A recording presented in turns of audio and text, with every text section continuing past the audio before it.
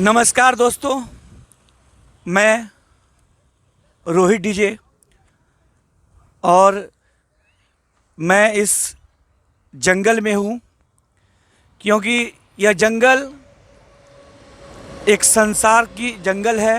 ये एक माया है, मोह माया का जंगल। और मैं आज बात करूँगा सच की और सच्चाई की और आत्मनिर्भर की।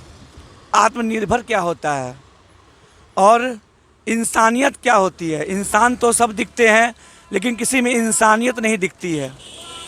और इंसानियत को दिखाने के लिए मैं एक आप लोगों को इंसानों से बात करवाऊंगा जिसका दो पहलू होता है। एक सिक्का का तो दो पहलू होता है, आप लोग जानते हैं, लेकिन इंसान का भी दो पहलू होता है, ठीक है। लेकिन चलिए हम बात करते हैं।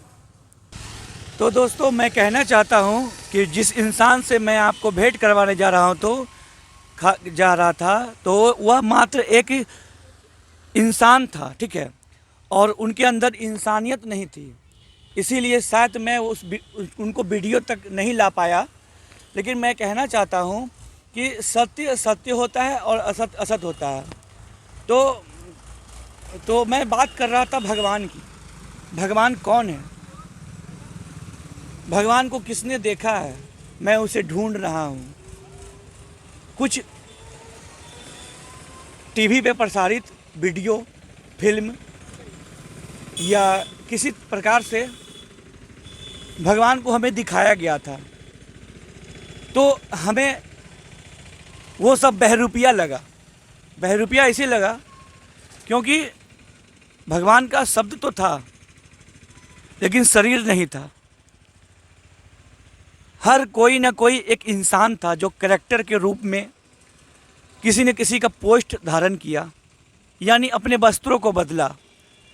तो भगवान का रूप और रंग क्या होता है, तो मैं इसी पे चर्चा करूंगा।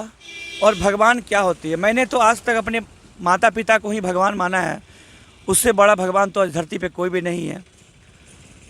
लेकिन मैं भगवान का भी पूजा करता हूँ और अंधविश्वास में मैं जीना नहीं चाहता हूँ। तो सत्य की बात करता हूँ। कहते हैं गुरुर् ब्रह्मा गुरुर् विष्णु गुरुर्देवो महेश्वराय, गुरु साक्षात परब्रह्म ओम श्री गुरुवे नमः। क्योंकि गुरु का नाम बार बार इसीलिए आता है क्योंकि गुरु जो है ना, अपने आप में जो है ना महान है, क्योंकि वह भगवान के करीब होते हैं। इसीलिए गुरु को महान कहा गया है। और भगवान जो है गुरु के रूप में ही आते हैं। तो हमें लगता है कि गुरु से बड़ा भगवान आज धरती पे कोई भी नहीं है।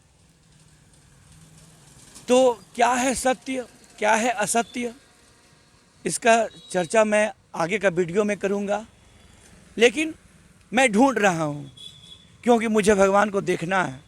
मैं देखना चाहता हूं अपने नेत्रों से, या खुली आँखों से या बंद की आँखों से। अगर मैं खुली आँखों से देखना चाहता हूँ तो मैं ढूंढने का प्रयास कर रहा हूँ, और बंद आँखों से देखना चाहता हूँ तो मैं साधना करने का प्रयास कर रहा हूँ।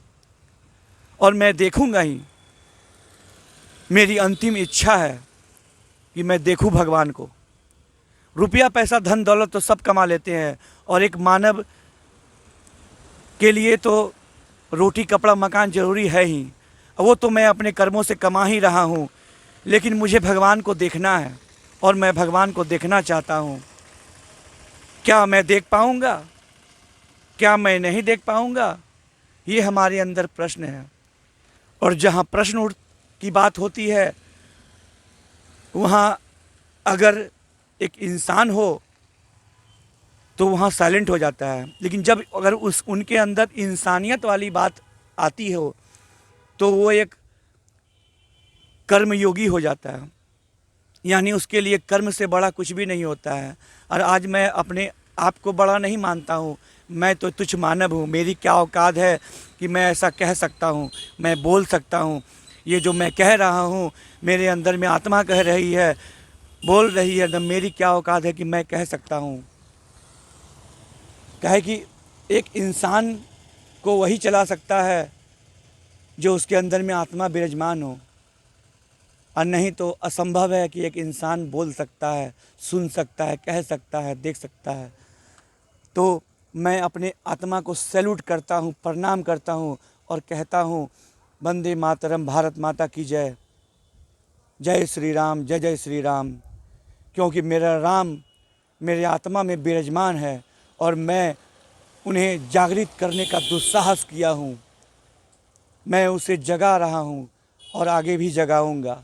जय श्री राम, जय जय श्री राम, वंदे मातरम, भारत माता की जय।